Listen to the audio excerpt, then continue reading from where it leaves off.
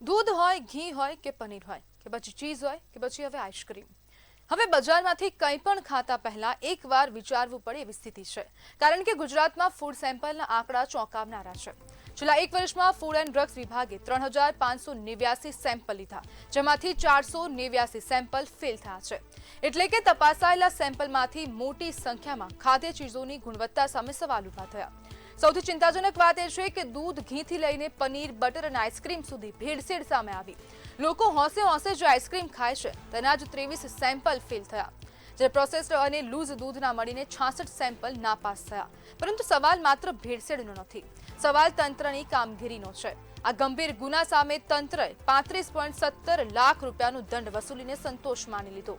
તંત્રના આવા કૂણા વલણના કારણે જ ભેળસેડિયાઓ બેફાન બન્યા છે.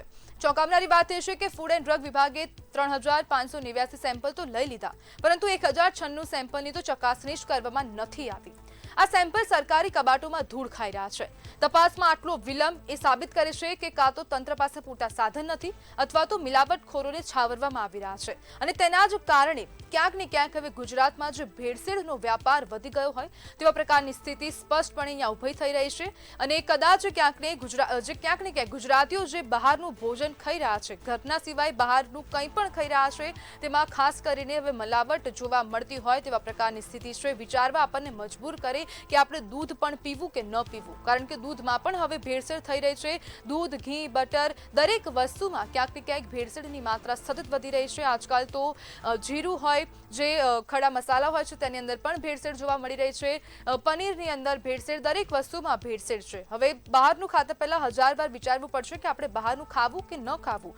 પનીરના નામે એનાલોગ પનીર પીરસવામાં આવી રહ્યું છે, તેના જ કારણે ક્યાંક ને ક્યાંક લોકોના સ્વાસ્થ્ય પર અસર પડી રહી છે. પરંતુ આપણું આરોગ્ય તંત્ર, આપણું ફૂડ એન્ડ ડ્રગ વિભાગ ક્યાંક ને ક્યાંક હવે નિષ્ક્રિય હોય, નફ્ફટ બની ગયું હોય તેવા પ્રકારની સ્થિતિ રાજ્યમાં છે. કારણ કે જે નફ્ફટાઈથી જે કામગીરી થઈ રહી છે તે લાગતું નથી કે આ કામગીરી થવી જોઈએ. કારણ કે જે ભેળસેડિયાઓને સજા થવી જોઈએ તે સજા થતી નથી, તેમને જે દંડ થવો જોઈએ તે દંડ પણ થતો નથી, જેના કારણે લોકોના સ્વાસ્થ્ય જોખમમાં મુકાઈ રહ્યા છે. ભેળસેળ મામલે તંત્રએ માત્ર 35.17 લાખ રૂપિયા જ દંડ વસૂલ્યો છે.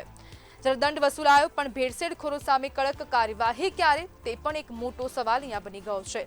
દૂધથી લઈને આઈસ્ક્રીમ સુધી દરેક વસ્તુમાં ભેળસેળ જોવા મળશે. સેમ્પલ ફેલ થયા છતાં પણ કડક પગલા સામે સવાલો ઊભા થઈ રહ્યા છે. અને આજ મુદ્દે આપણી સાથે ચર્ચા કરવા માટે સામાજિક કાર્યકર હાર્દિક દોશી જોડાઈ ગયા છે. હાર્દિકભાઈ, બજારમાં મળતી કોઈ પણ વસ્તુ ખાવા લાયક નથી, આપનું શું કહેવું છે?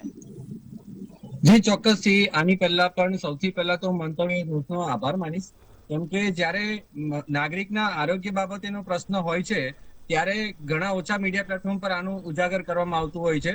તો ફર્સ્ટ ઓફ ઓલ તો થેન્ક્સ ટુ મંતવ્ય ન્યૂઝ એન્ટાયર ટીમ. હવે વાત આવે છે નાગરિકના આરોગ્યની, તો આપણે જોવા જઈએ તો વિદેશની અંદર ગમે તે કન્ટ્રીની અંદર જાઓ તો ત્યાં આગળ એક કડક કાયદો હોય છે. આપણે ત્યાં કાયદો છે, પરંતુ માત્ર ને માત્ર પેપર ઉપર, એનું ઇમ્પ્લિમેન્ટેશન કડક નથી. એટલા માટે જ હમણાં 19% નમૂનો જાણવા મળ્યું મીડિયાના માધ્યમથી કે ફેલ ગયા, હવે પકડાયા અને પછી કાર્યવાહી થશે. સવાલ એ છે કે આ ફેલ ગયા એની પહેલા કેમ કશું કંઈક જે એડમિનિસ્ટ્રેટિવ છે કામ નથી કરતું? કામ નથી કર્યું એટલા માટે તો 19% નમૂના ફેલ ગયા. આ તો એવું થયું કે તમને હું ગુટકા ખવડાવું અને પછી તમારી કેન્સરની સારવાર કરાવું, તો એનો કોઈ મિનિંગ નથી નીકળતો. આની અંદર જો કરોડોના દંડ વસૂલવામાં આવે છે એ તો માત્ર 1-2% કહી શકાય. આની અંદર અબજો રૂપિયાનો આ વ્યવહાર થાય છે, ભારતમાં ખુલ્લેઆમ થાય છે.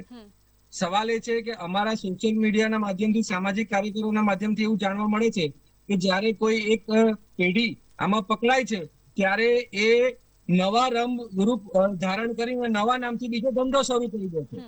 એટલે અમારા મતે તો એવું થવું જોઈએ કડક કાયદો કે જે પણ વ્યક્તિ કે જે પણ સંસ્થા આની અંદર પકડાય એ જિંદગી ભર માટે કોઈ ધંધો કરવા માટે એલિજિબલ ના રહે, એના આધાર કાર્ડ અને પાન કાર્ડના આધારે, તો આની પર કડક અમલ થાય.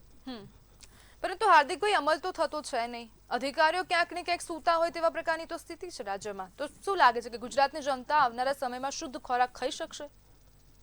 જી ચોક્કસથી હું તમને જણાવું, જો પ્રોપર કડક કાર્યવાહી કરવામાં આવે, પહેલી વાત તો આપણે ત્યાં સુવિધાનો સદંતર અભાવ છે, કેમ કે સિસ્ટમ જ એટલી લૂપહોલ વાળી છે કે જેની અંદર નમૂના પકડાય પછી એનું સેમ્પલિંગ થાય અને એ સેમ્પલિંગ નું રિઝલ્ટ આવે એને લગભગ 1.5 થી 2 મહિનાનો પ્રોસેસ થાય એ દરમિયાન તો લાખો લોકો એને આરોગી ચૂક્યા હોય છે. હમણાં જ આ લઠ્ઠાકાંડ થયું, આ બધું શું છે કે એકદમ તંત્રની આમ કહેવાય ને કે એસી ચેમ્બર માંથી બહાર નથી નીકળવું, એટલા માટે જ આ બધા પ્રોબ્લેમ થાય છે. જો આની અંદર એવા પગલાં લેવામાં આવે કે જ્યાં આગળથી બી નમૂના જે સેમ્પલ નિષ્ફળ ગયા છે એ વિસ્તારના ફૂડ ડ્રગ ઇન્સ્પેક્ટર તમામને ડિસમિસ કરી દેવામાં આવે. સસ્પેન્ડ નહીં, સસ્પેન્ડ તો એક સરકારી કર્મચારીને લાણી થઈ જાય કે અડધો પગાર બી ચાલુ રહેશે અને ઘરે બેસીને આરામથી નાગરિકોના ટેક્સના પૈસાથી એ જીવશે અને ખાશે. પરંતુ ડિસમિસની કાર્યવાહી શરૂ કરવામાં આવે તો જ આ કહેવાય ને કે અમે ઘણા વખતથી અમે મીડિયાના માધ્યમથી આ પ્રશ્ન ઉજાગર કરવાનો કોશિશ કરીએ છીએ કે સરકાર આની અંદર જાગૃત થાય, નાગરિકના મોતની વેલ્યુને ફક્ત કરોડોના દંડ અને આટલું વળતર આપી દેવાથી સંતોષ ના માની લે. નહીતર જો આ કંટ્રોલ નહીં કરવામાં આવે તો ભવિષ્યમાં આને કોઈ કંટ્રોલ નહીં કરી શકે આવી પરિસ્થિતિને. જી બિલકુલ હાર્દિકભાઈ, જોડવા બદલ આપનો આભાર.